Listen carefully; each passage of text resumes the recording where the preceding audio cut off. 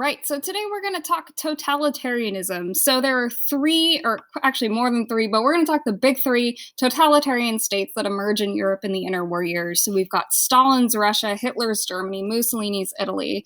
So we're going to talk about how all those states came to be, how those rulers used tactics to maintain their power. But we're also going to kind of zoom out a little bit, and we're going to actually explain what is totalitarianism and then what's fascism, because fascism is a particular type of totalitarianism. Hitler and Mussolini are both fascists. Your textbook doesn't do a great job of explaining that, so I am going to go through that. All right. So in the interwar period, so in between World War I and World War II, as I mentioned, several totalitarian dictatorships are going to emerge across Europe. So we're going to look specifically at Joseph Stalin in the Soviet Union, which is Russia, by the way. They changed their name at Union of Soviet Socialist Republics, or Soviet Union, or USSR. He built a communist totalitarian state. And then in Italy and Germany, Mussolini and Hitler, respectively, are going to establish fascist totalitarian states. Now, communism and fascism are typically considered to be on opposite sides of the political spectrum. Communism's far left. Fascism, as we'll find out, is hyper-nationalistic and far right. But even though the three states were basically on different sides of the political spectrum, they all used really similar tactics to maintain power. And so we all call them totalitarian states. And this is a type of state in which the government attempts to have or has total control over all aspects of public and private life. So here are some of the characteristics that they all share. They're typically led by a single dictator or a single political party. They seek control over all aspects of life, including government, the economy, science, culture, and even private life. So they attempt to control sort of what you think, what you believe as well.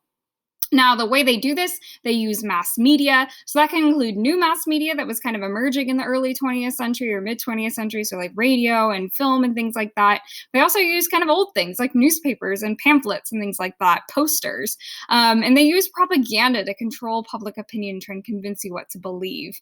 Now, in addition to that, they also use terror to eliminate dissent and disloyalty. So we've already talked a little bit about how the Bolsheviks used the secret police, right? They used terror to maintain their power. We're going to see that ratcheted up in these totalitarian states. All right.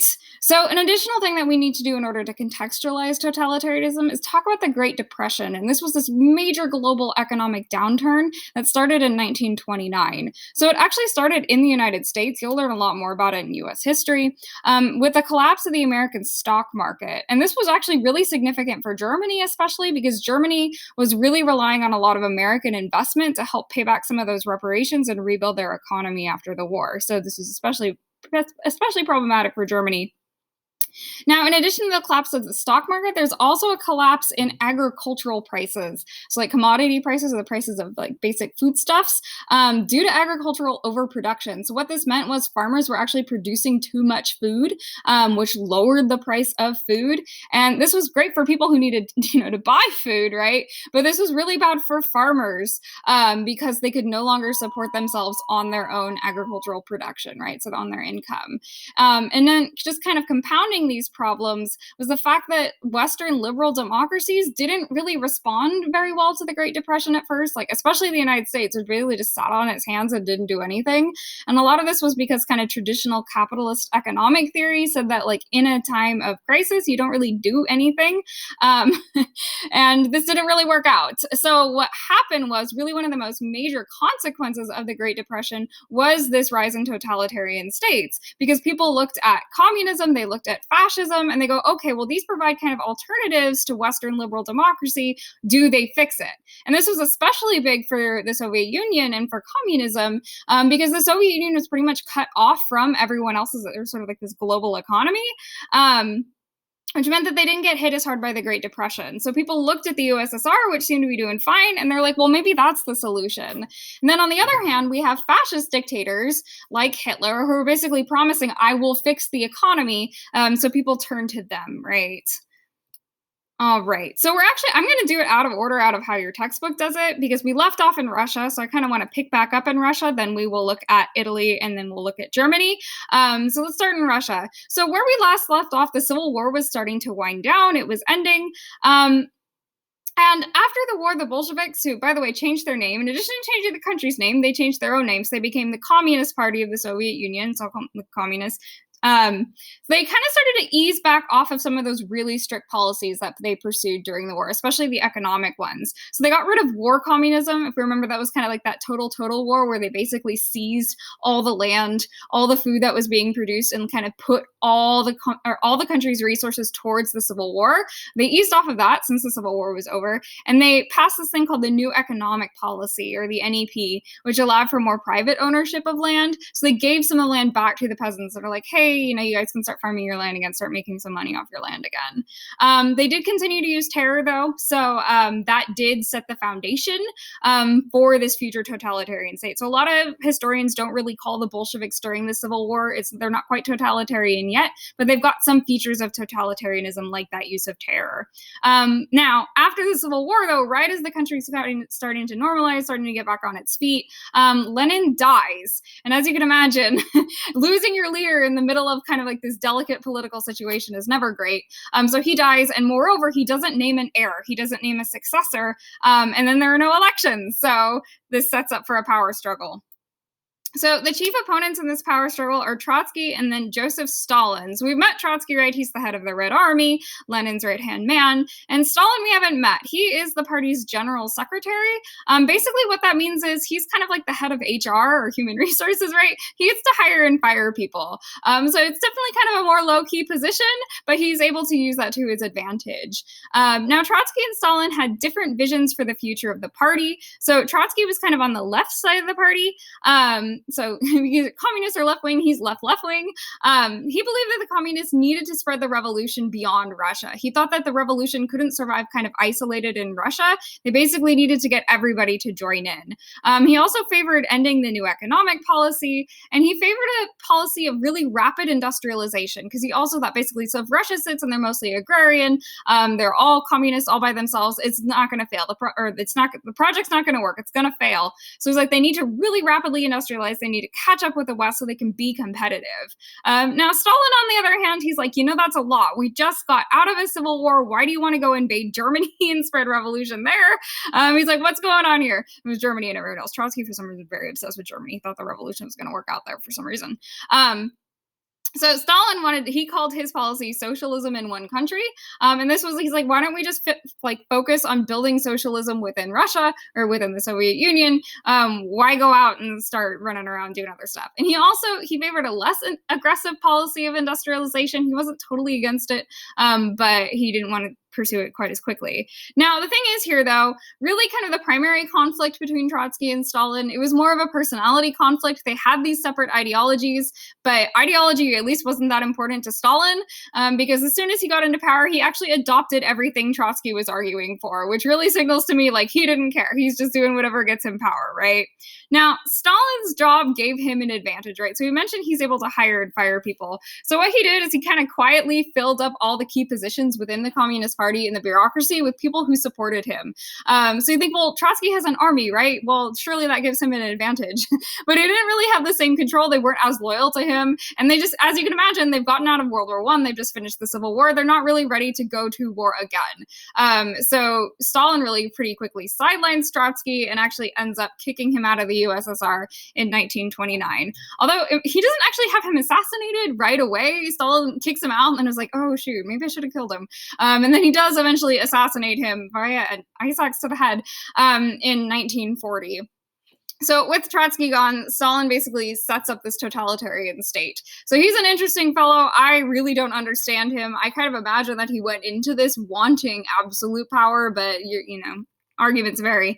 So Stalin's program had three really key pieces. There was industrialization, collectivization, and then the Great Purges. And we're going to go through each one of those. So industrialization. So as I mentioned, right, after Stalin kicks Trotsky out, he basically adopts all of Trotsky's policies. One of those was rapid industrialization. So Stalin is like, okay, so we're going to take Russia from this kind of mostly agricultural country to, I keep saying Russia, I'm sorry, Soviet Union, from this mostly agricultural country to this, sort of of modern industrialized country in 5 years. We're going to do that. So it was pretty successful in industrializing Russia, but it came at a really horrible human cost. They kind of compressed all of this industrial revolution into like 5 years, right? And they actually had successive 5-year plans, so it was more than 5 years.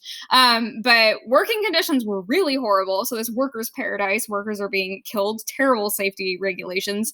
And then as we saw with the Industrial Revolution, kind of one of the things you need to do is industrialization happens in cities. So you need people living in cities. So people have to move really quickly to the cities. We know that leads to terrible living conditions. Same thing happened in the Soviet Union. So you would get basically like 7 families living in one apartment. It was wild.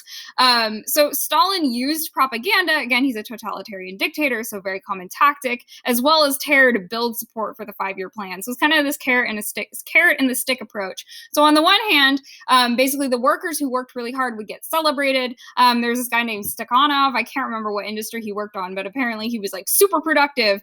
So the media would they created this idea of like the Stakhanovite, who was like this worker who worked really, really hard. So they'd celebrate that. You could get rewards. But on the other hand, if you didn't meet your production quotas, you could get arrested by the secret police. They did get a name change as well. So they're no longer the Cheka, they're now the NKVD. And you could get sent to a labor camp. So definitely meet those production goals.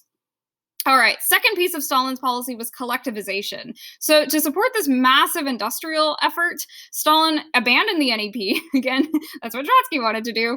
He forbade private ownership of land and basically forced all of the peasants onto these massive, giant collective farms. So he took away everyone's land, kind of smooshed it together, and forced everyone to work on that land. And it was under the ownership of the state. Now, as you can imagine, peasants were not super happy about this because, again, they had to meet these insane agricultural goals. They lost the land that they owned, which was what they wanted, right? Bolsheviks promised them peace, land, and bread. Now they're taking the land away. So peasants were not happy about this at all. So peasant resistance was pretty intense. Like they would burn their grain sometimes.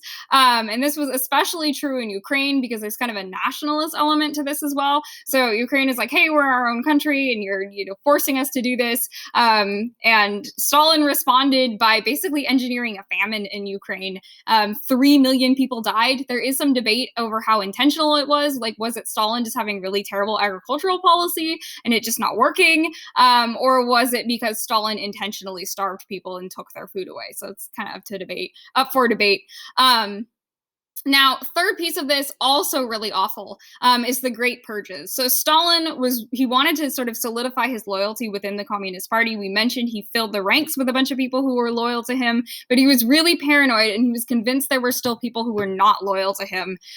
So basically what he would do, is he'd hold these show trials. So he'd put people on trial for treason, basically, and say, you've gone against the revolution, you've gone against Stalin, we're gonna, recant. And people would actually do it. They would say people who were totally innocent would be like, yes, oh my God, I was working with counter-revolutionaries. I admit it, I blew up trains. I am a terrible person. And then Stalin would throw them in the gulag. People are also arrested in the dead of night. They get hauled away by the secret police. And then this actually got worse as Stalin got older. He got increasingly paranoid. And so he was basically churning through. He was killing people who he had hired. This was especially true of the heads of the secret police. Like he churned through those like nothing. And then he totally wiped them from historical memory. So like there's stories of little kids having to like white out their history books with people's names in them because now they're persona non grata. I mean, he'd take them out of photographs too. So this is Yezhov. He was one of the heads of the NKVD, and very short. I know he looks like a 12-year-old. And look, he's here and then just gets photoshopped out. So goodbye. All right. So that's over in the Soviet Union. Now we're going to turn our attention to Italy and Germany, and we're going to talk about fascism. So your textbook does not do a great job of defining fascism, which is why I'm going to go through it now. So fascism is always totalitarianism. It's a super far-right ideology. It's far-right, it's ultra-conservative, and it's conservative because it's all about glorifying the past and sort of reawakening this sort of ancient national tradition. Now, it's not like Metternich's conservatism. So it's not about like maintaining stability and the balance of power. In fact, fascists love war, but it is about sort of glorifying the past. Now, fascism is also really nationalistic. So those who belong to quote unquote the nation, however that's defined, are seen as superior. Those who do not are typically subject to violence. So we will talk about the Holocaust. You guys know about that. Fascism's always totalitarian, as I mentioned. Fascism, they use terror, they use propaganda. That's just who they are. And then fascism, on the other hand, though, it doesn't involve kind of the same level of economic control as a totalitarian communist state. So you don't see things like collectivization like Stalin did. Fascism, again, it's far right. It's not communist. So not the same level of economic control. Fascists also typically embrace really traditional gender roles. They like men at work or at war, women in the kitchen. So they'll have policies that try and encourage that. And then fascism is also really characterized by its opposition to communism, including communist totalitarian states. We'll talk about that once we talk about World War II and how that played out. So fascism, kind of their base of support is the middle class, not the working class. So a lot of what they would do is they would appeal to the middle class's fear of communism and use that to build support. All right, so now we're going to talk about actually the inventor of fascism himself, Mussolini. And what's interesting about Mussolini, he invents fascism, but he wasn't particularly good at it. So let's talk about his rise to power. So we actually have to talk a little bit about Italy during World War I. We haven't talked about them. They actually started on the Central Powers, so they started with Germany and Austria-Hungary. But they, like midway through the war, they switched to the Allied powers because they're like, maybe Austria will lose and we'll get some territory. They did get some territory at the end of the war, but not as much as they wanted. And basically, the human and financial costs of the war way outweighed the benefits. And then Italy, as is kind of typical of them, they really struggled to maintain a stable government after the war as well. And as we've seen, right, time and time again, when the situation's really unstable, that really sets up for some kind of strong man to come and restore order. Like we've seen that with both Napoleons, right? So that really sets up for Mussolini. So how does Mussolini rise to power? Well, he uses violence. So he basically has this band of like paramilitary thugs called the fascisti, or the black shirts. They like to call themselves by the color of the shirts. The Nazis were the brown shirts. It's just their thing. And basically what he go around is use violence to intimidate the opposition, especially communists. So there's like, that was kind of like one of the things that happened all the time in the 1920s. You get like street battles between communists and fascists. Now, Mussolini in 1922, he basically he threatens to stage a coup, and he really freaks out the King of Italy. So King Victor Emmanuel III is like, okay, Mussolini, geez, okay, fine, okay, you can be prime minister, just get out of my hair, right? And Mussolini's like, awesome, great. Now, what Mussolini decides to do, he's like, okay, well, I'm prime minister, but it probably doesn't seem very legit, right? Because I basically just threatened a coup. That's how I got into power. So what he does is he holds an election, and the fascists do win 65% of the vote. But you have to consider at the same time there were, his thugs are going around threatening to beat people up, and there was a lot of voter fraud too. So fascists, erasing other people's votes and then writing in fascists. So not a super legitimate election, but it did kind of give him the air of legitimacy. All right. So what did Mussolini do once he was in power? So how did he establish political control? So first of all, he banned the publication of any media that was critical of him, his party, the king, or the church. Interestingly enough, Mussolini did kind of build support with the Catholic Church. That was, again, a kind of a way to maintain legitimacy, and does kind of highlight that fascism is a conservative ideology because it supports those kind of hierarchical institutions.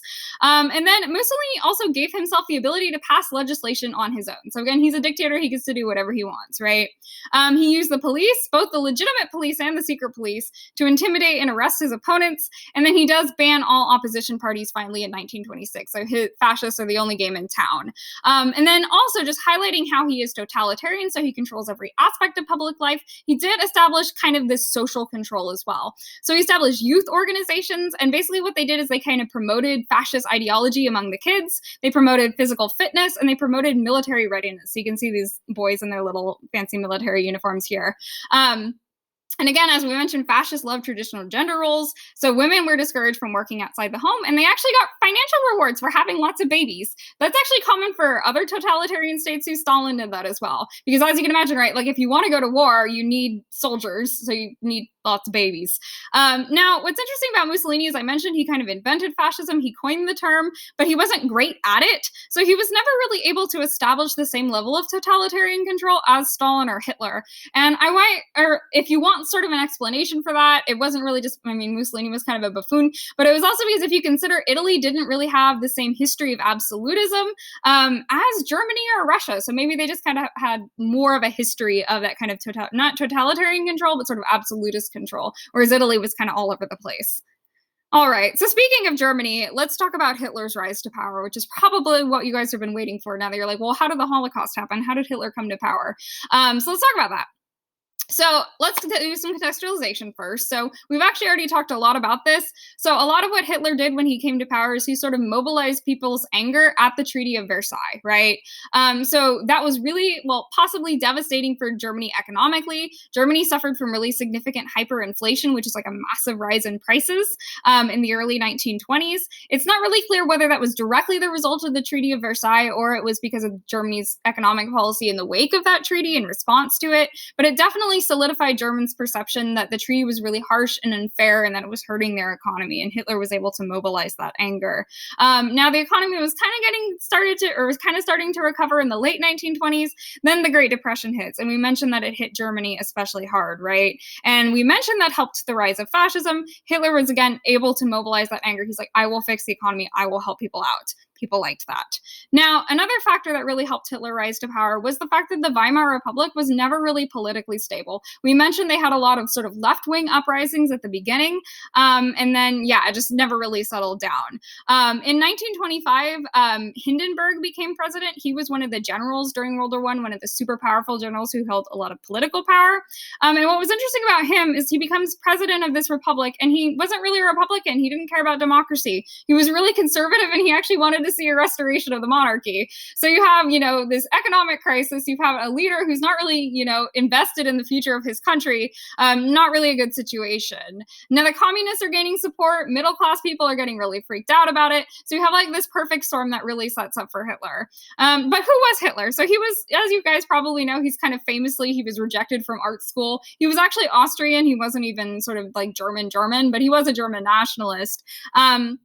He fought in World War I, actually for the German army or for the Bavarian army. And so he kind of just stayed in Germany. So he joined the National Socialist German Workers' Party in 1921. And you're like, wait, there's socialists in the name. You're saying they're far right? Yeah, it was a branding thing. It was kind of weird. Consider the national part, not the socialist part of the name, if that makes sense. He was a far right German nationalist party. And kind of like what Mussolini did, the Nazis had like this paramilitary force called the SA or the Stormtroopers. And they basically just fought street battles with the communists and they tried to gain power that way. And Hitler kind of tried to pull a Mussolini actually. So in 1923, he kind of tries to stage, or not kind of, he does try and stage a coup in Munich, which is in southern Germany, so in Bavaria.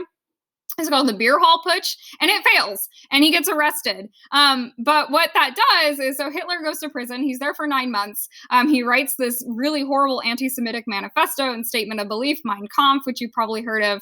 And then he kind of realizes, if I'm going to gain power, I can't just overthrow the government. I can't stage a coup. I got to use some finesse. I got to get elected, which is what he does. So once he's out of prison, the Nazis decide they switch strategies, don't, get in fights in the streets. What they're going to do is they're going to get elected. So they campaign for seats in the Reichstag, which is like the parliament. And they really make these really strong appeals to German nationalism. And they appeal to the middle class's fear of communism. So we're going to make Germany great. We're going to smash those commies once and for all. And who else do they blame? You know this. They blame Jewish people for Germany's loss in World War I. And it's called like the stab in the back. They say, they stabbed us in the back. That's why we are where we are. So it's Jewish people, it's communists, it's Jewish communists. The Great Depression brings them even more support because the Nazis are like, we will fix the economy, right? We'll build these huge infrastructure projects. We'll pay people to go to work. It's going to be great. But the thing is, the Nazis never actually achieved more than 30% of the votes. They weren't really that popular. Now, what really brings them to power, though, is so the way Germany's government was set up is you could gain a majority if you hung out with other people. So the Nazis, or actually the conservatives initially, so people like Hindenburg and his group, they reach out to the Nazis and hey, why don't we make an alliance? And the Nazis are like, sure. And why did that happen? Actually, the conservatives thought the Nazis were kind of buffoons and they would be easy to manipulate. Turned out not to be the case. So Hindenburg actually offers Hitler the chancellorship of Germany. So there's a president and a chancellor, which is still the case, actually, I believe. So Hitler becomes chancellor in Germany in 1983. Now, very conveniently for Hitler, a month later, there was an arson attack on the Reichstag building, right? And Hitler sees an opportunity. So he blames this fire on the communists. We think it actually wasn't a communist. We don't even know. There is a theory that it was Nazis who did it. We don't know. The guy, it was probably just some random, I've read a lot about it. It's this random guy who probably just did it by himself because he was just a little out of it. But basically what Hitler does is he uses this arson attempt as pretext to ask Hindenburg to grant him emergency powers. He's like, we are in a crisis. I need more power to deal with this crisis. Please give me these powers. And Hindenburg is like, sure. Hindenburg, by the way, was a little bit senile at this time. So that's probably what's going on here. Now, Hitler builds on that in March. So in March, Hitler convinces the Reichstag to pass this law called the Enabling Act, which basically allows Hitler to become a dictator. It allows him to pass laws and his government to pass laws without the consent of the Reichstag. So it's sort of like in the United States, if the president could pass laws all by himself without Congress. Actually, he can do that, but not to the same extent as Hitler could. Hitler did that after the Enabling Act. So basically what this does is that the Enabling Act makes Hitler a dictator. All right, so what does Hitler do once he is in power? I'm going to kind of go lightly over this because we will come back and talk about the Holocaust. But basically, again, it's kind of right out of the totalitarian playbook, very similar to Mussolini, but to a much greater extent. So Hitler bans all political parties except for the Nazis. He establishes concentration camps. You're familiar with these. Initially, they were just to sort of persecute political opponents. So they're kind of like the Gulag over in the Soviet Union. They do become more than that, though, right? He bans trade unions and replaces them with this thing called the Labor Front. So more Nazi stuff. And then he used a paramilitary force to repress the opposition. So he already did that. He actually purged the old paramilitary force, the SA, and replaces them with this thing called the SS. There's a whole story behind that, but we won't get into it. We don't have time. And then in order to establish social control, right, because again, that's part of the totalitarian playbook, you want to establish control not just over politics, but over every aspect of life. Like Mussolini, Hitler establishes this youth organization for the same purpose, as sort of to prepare these future soldiers and force ideological compliance, because if you can get them while they're young, then you got them forever, right? He encouraged women to have large families, limited women's employment in certain professions. So like they thought some like professorships and stuff like that were like in science were like, ooh, too dangerous for the ladies. So ladies can work in factories or they can have babies. That's great, either one of those. And then Hitler kind of famously used these really wild looking rallies and propaganda, especially radio and film. He's very good at using new media to build support and enforce ideological compliance. There's a really famous movie called Triumph of the Will. It's a great example. You can go. I wouldn't necessarily recommend watching it. But if you've seen like the hyena scene in The Lion King, that's based on Triumph of the Will. So just watch that instead. And then finally, what we're going to talk about is how Hitler laid the foundations for the Holocaust. So in 1933, Hitler encouraged a boycott of Jewish businesses. He passed laws banning Jewish people from working in the bureaucracy and a lot of professions, really powerful professions that Jewish people had kind of been really well established in. So like law and teaching and medicine and media, trying to isolate them, kind of separate them out from society and other them, as you guys probably learned about when you talked about Night. And then in 1935, he passed what was called the Nuremberg Laws. And what these did is it was kind of just another layer of that. It excluded Jewish people from German citizenship and banned marriage between Jewish people and German citizens. So again, he's othering them. He's pushing them to the outsides of society. He's causing people to see them as something separate and different, which will set up for what we know is coming.